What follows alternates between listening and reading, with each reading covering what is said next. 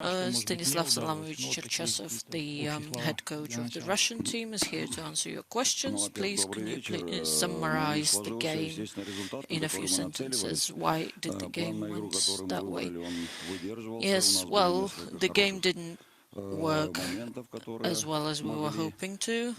We had a plan for this game. We had a few good moments when we could have scored, and we could have turned the game around, but we didn't score. And the moment, the goal chance, or maybe half chance, of Denmark's team ended with a goal. And I had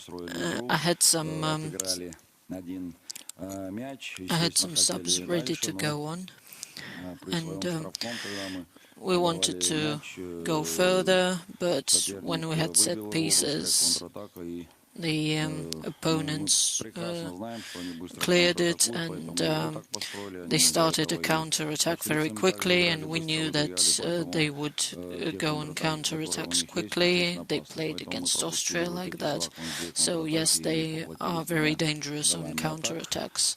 So we missed those two counter-attacks, and we paid for them in 2 goals. So our footballers were ready for the game, but the game didn't work in our favor, and we have to analyze everything calmly and to see what went wrong and to see again.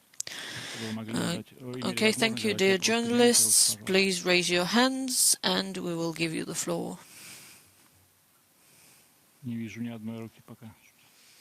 Can't see anyone so far.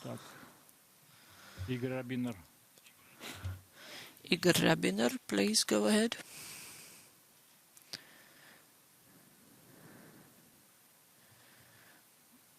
Igor,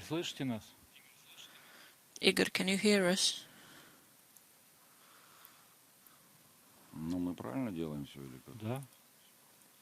We're doing everything right. Yeah, we should be. Igor, we can't see or hear you. Oh, there it is. There you go. Go ahead. Stanislav Salamovich, how do you see this Russian team being different from the 2018 Russian team? Why did that team go through to the later stages, and why this team couldn't? How do you see your responsibility for it? Well, yes, for sure, when the team loses, it's always the coach's responsibility. And yes, we had some more experienced players in that team and some less experienced players here. And our players that we have now are only getting their experience. And it is important for them to play at such tournaments, and that's first. And second, it's important to be on those tournaments and improve their game. Okay, thank you. Alexander Dursky next. We can't hear you. Please speak louder. Слышно? Да, вот сейчас слышно. Не слышно, да? Слышно, вот сейчас слышно. Слышно. Да. Stanislav Salamovich, you mentioned that you have to rewatch the game and make some conclusions. And if I were to sum it up, I'd say that in the first half we were good in defense, but there were some really big mistakes related to the conceded goals, and it was pretty much the same with the game against Belgium. So what would you say the mistakes are, the reasons are for the mistakes? Well, I wouldn't like to talk about individual players, and if the team was unsuccessful during the game, you have to look at pretty much the whole team. Well, yes, we were a bit unlucky. We could have scored 2 more goals, but we didn't. And at a tournament like that, you have to use all the chances you have. And when the opposite team scores, the situation changes. And in the second half, we were aiming to fight back. And we had some. I had some advice to give to the players, and the second goal basically came out of nowhere, and it did not give us much cause for optimism.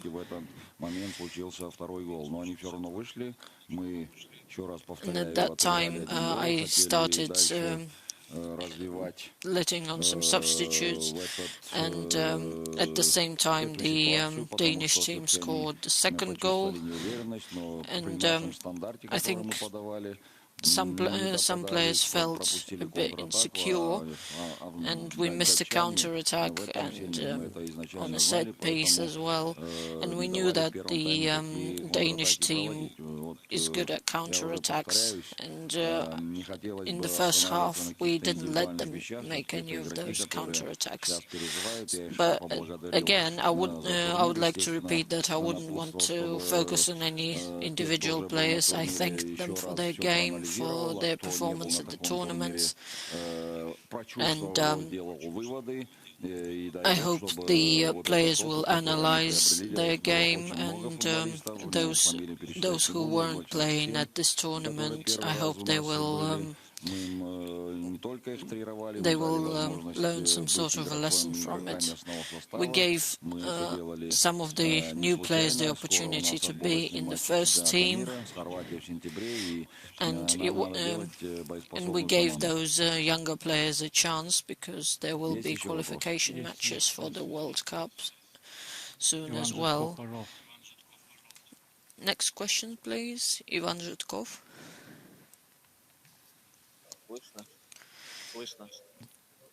Can you hear me? A bit louder. Good evening. I would like to specify a few things from your previous answer. Obviously, you will not be naming any names, and you will not be talking about the players that can sort of take this experience from this tournament and can take this experience to the World Cup. What percentage of the players that you currently have is can possibly go further? Well, it's hard to say in the percentage points. We've got to analyze everything calmly, because at tournaments like that, an individual player's qualities, well, we can see that a player can be a strong player, but they don't have many chances to realize their potential. But you've got to be not only a strong footballer, but a strong person as well. You've got to have strong personality. And some players have a potential to realize their best qualities at big tournaments. So, yes, the players have got a good experience, and we'll see how everything develops later on. Thank you. Any more questions? Okay. A question from the chat. It wasn't a very usual situation in terms of support. There weren't any Russian supporters, but you have received some of the support messages. And what would you say to the people who somehow managed to get to Copenhagen and got to the stadium, and everyone else who supported you? Well, yes, I would like to thank everyone who supported us, and thank you very much to all the fans who managed to get to the stadium. I think we had a word or two, and I was cheering them on as well. We managed to thank some of the people, but those whom we couldn't see, couldn't meet, I'm sorry about that, and the team is very thankful for everyone who managed to get here. And obviously it is not really fair in terms of support, but the pandemic situation is different in every country, and we just have to get on with it. We don't have any problems with the Danish fans. The game went as it went, and of course we'd like to have been supported as well. But it's not an excuse in any way. We've done everything we could, but that's just how the game went. Okay, thank you very much, everyone.